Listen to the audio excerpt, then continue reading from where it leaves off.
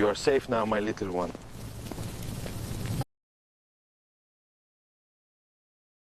Dita po mbyllej si çdo herë tjetër, e mbështjell me atë rutinën e përhershme, monotone dhe të parashikueshme që karakterizon jetën në Zvicër.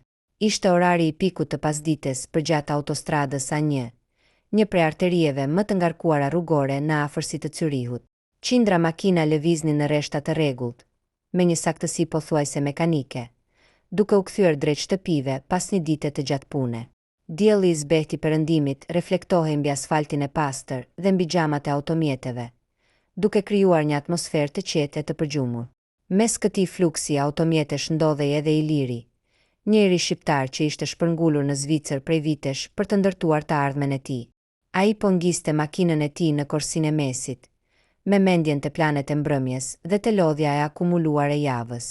Në sfond dëgjohej një muzikë e lehtë nga radioja, një zhurmë komode që bënte që kilometra të rridhnin pa u ndjerë.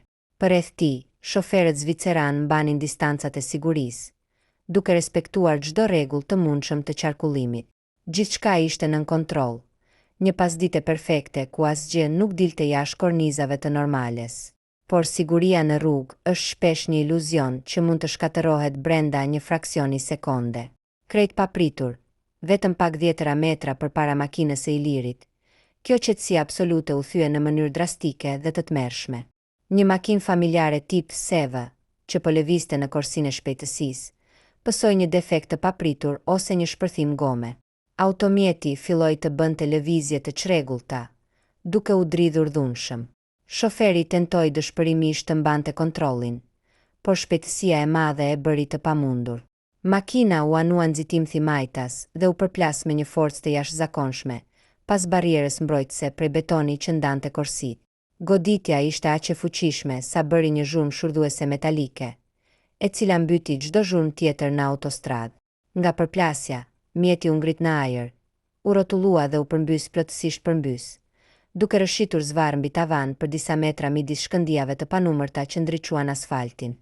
Pjesë metalike, xhama të thyer dhe mbetje të makinës fluturuan në çdo drejtim si predha. Në atë moment, koha sikur ndaloi. Trafiku i dendur dhe i rregullt u kthye menjëherë në një skenë kaosi total. Shoferët e tjerë shkelën frenat me panik, duke lënë gjurmë të zeza gomash mbi rrugë dhe duke u përpjekur të shmangnin përplasjen zinxhir. Brenda një sekonde, ajo pasdite e qetë dhe e sigurt zvicerane u shndërrua në një mak të vërtet, ku jeta e disa njerëzve sapo u var në fije të periudhë. Tymi i parë që doli nga kapaku i shtypur i motorit nuk ishte i bardhë si ai avullit të thjeshtë. Ishte një tym i zi, i dendur dhe i rënd, që mbante ervaj makine dhe benzinë të djegu. Brenda pak sekondave nga përmbysja e mjetit, në dritën e pasdites u dukën qartë gjuhët e para të flakëve që filluan të lëpinin pjesën e përparme të SUV-it të shkatëruar. Karburanti që rrithte me shpejtësi nga rezervuari i qarë po ecte si një lum i zjarrt mbi asfalt, duke u afruar rrezikshëm drejt kabinës ku gjendeshin njerëzit. Përreth skenës së aksidentit, atmosfera u ngarkua me një panik të heshtur por paralizues. Në Zvicër, njerëzit janë të mësuar që për çdo emergjencë të ndjekin me përpiktëmëri protokollat. Të ndalosh në distancë të sigurt, të ndezësh dritat e emergjencës, të telefonosh numrat e shpëtimit dhe të presësh që profesionistët të bëjnë punën e tyre. Kështu vepruan shumica e shoferëve. Dhjetëra makina kishin ndaluar rreth 50 metra më larg. Njerëzit dolën nga mjetet e tyre, të tmerruar, me celular në duar duke njoftuar policinë dhe ambulancën, por askush nuk guxonte të afrohej. Frika nga një shpërthim i mundshëm i mbante të gjithë të gozhduar në vend. Iliri, i cili kishte arritur të frenonte vetëm disa hapa larg vendit të ngjarjes, pa përmes xhamit të tij këtë skenë të ngrirë. Ai dëgjonte zhurmën e kërcitjes së zjarrit që po merrte forcë dhe shihte shoferët e tjerë që bënin hapa pas, të trembur nga nxehtësia që po shtohej. Në ato momente, sekondat nuk po rridhnin si zakonisht. Çdo rrahje zemre kishte peshën e jetës ose të vdekjes. Ai e dinte mirë se derisa të mbërrinin zjarfiksit, sa do të shpejt të ishin ata, makina do të shndërrohej në një rast të shkrirë metalike. Në atë moment, ndërgjegja dhe instinkti i tij nuk lejuan asnjë lloj kalkulimi apo frike për veten. Ndërsa të tjerët mbulonin syt apo prisnin ndihmën nga qielli, Iliri hapi derën e makinës së tij me një lëvizje të prerë. Ai la pas sigurinë e mjetit të tij, Injoroi thirrjet e 2 shoferëve zviceran mëtej që bërtisnin mos u afro. Është e rrezikshme. Dhe filloi të vraponte me sa kishte në kokë drejte në zemër të rrezikut, ku flakët po bëheshin gjithnjë më agresive. Sa më shumë që Iliri afrohej makinës së përmbysur, aq më shumë ajri bëhej i papranueshëm, i rënd dhe mbytës. Tymi i zi dhe i dendur, i ngarkuar me toksina nga plastika dhe goma që po digjeshin, i futej në fyt dhe në sy, duke i shkaktuar një koll të fortë dhe lotim të menjëhershëm. Nxehtësia që rrezatonte nga pjesa e përparme e motorit ishte aq e lartë, sa ndjenja ishte ngjashme me qëndrimin përpara një fure të hapur industriale. Ndërsa vraponte, ai ngriti instinktivisht jastëkun e gjaketës së tij mbi hund dhe gojë, duke u përpjekur të filtronte sadopak atëre helmi që po pushtonte të gjithë zonën. Kur arriti vetëm një hap larg mjetit, skena që i doli përpara syve ishte tronditëse. Makina, e kthyer plotësisht përmbys mbi tavanin e saj të shtypur, ishte shndërruar në një kurth të mirëfillt metali. Pjesa e përparme ishte deformuar aq keq, sa 2 dyert e para ishin bllokuar dhe salduar pa shasis nga forca e përplasjes. Përmes xhamit të parmë të thyer cop-cop, Iliri mundi të dallonte 2 prindërit në ndenjëset e para. Ata vareshin përmbys, të mbajtur vetëm nga rripat e sigurimit. Shoferi, një burr rreth të 40-tave, kishte humbur ndjenjat dhe kishte një plagë të madhe në ball nga ku rrithte gjak, ndërsa gruaja pranë tij po rënkonte lehtë, e përhumbur dhe e paaft për të lëvizur apo reaguar ndaj thirrjeve të tij. Iliri filloi të godiste derën e shoferit me të gjithë forcën e trupit, duke u përpjekur ta hapte me krah, por metali nuk lëvizte as 1 milimetër. Flakët po fillonin të depërtonin përmes kroskotit, duke u afruar rrezikshëm te këmbët e prindërve. Adrenalina po i rrihte me shpejtësi në tëmtha dhe dëshpërimi po rritej. Ai ktheu kokën nga shoferët e tjerë që qëndronin larg duke bërtitur. E jani më ndihmoni, ka njerëz brenda. Por zëri i tij u mbyt nga zhurma e kërcitjes së zjarrit dhe shpërthimet e vogla të kablove elektrik në motor. Askush nuk lëvizi, por, pikërisht në atë sekond paniku total, kur sekondat po mbaronin, diçka tjetër e ngriu në vend. Përmes zhurmës së flakëve dhe rënkimeve të lehta të nënës, nga pjesa e pasme e makinës u dëgjua një zë. Nuk ishte një zë i rrituri, ishte një eqare holl, e mbytur, një thirrje e pafajshme dhe e tmerruar që kërkonte ndihmë. Mama, mama.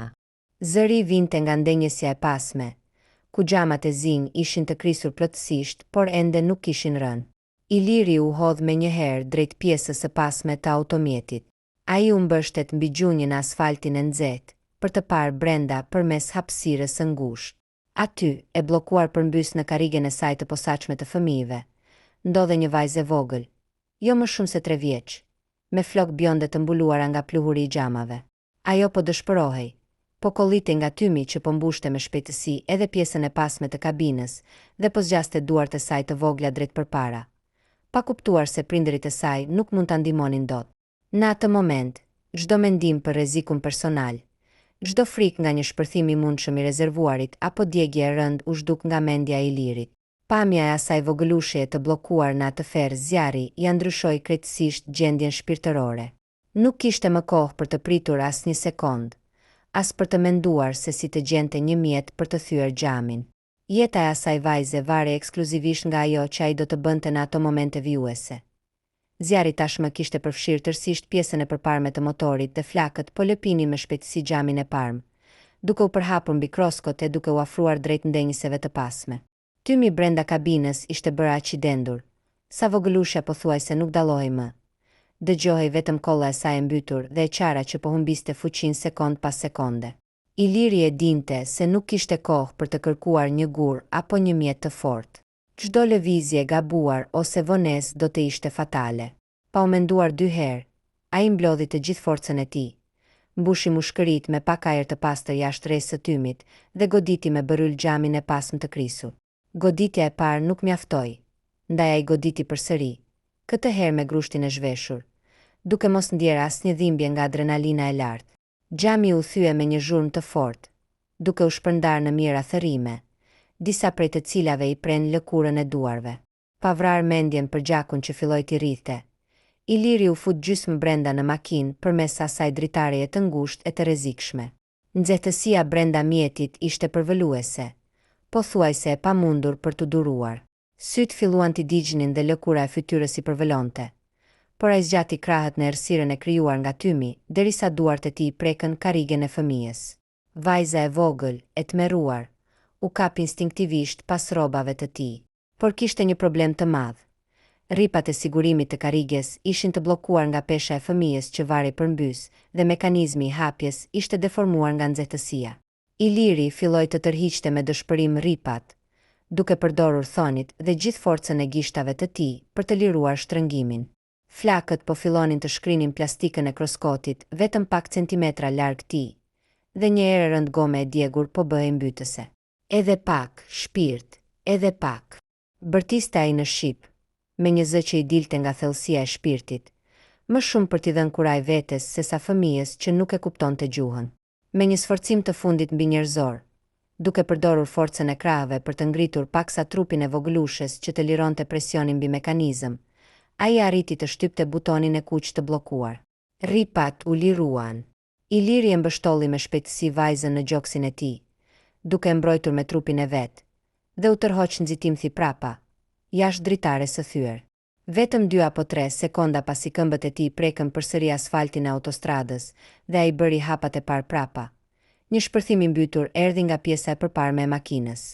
Një re e madhe zjarri pushtoi menjëherë të gjithë kabinën e pasme, pikërisht aty ku pak qaste më parë ndodhej vogëlushja.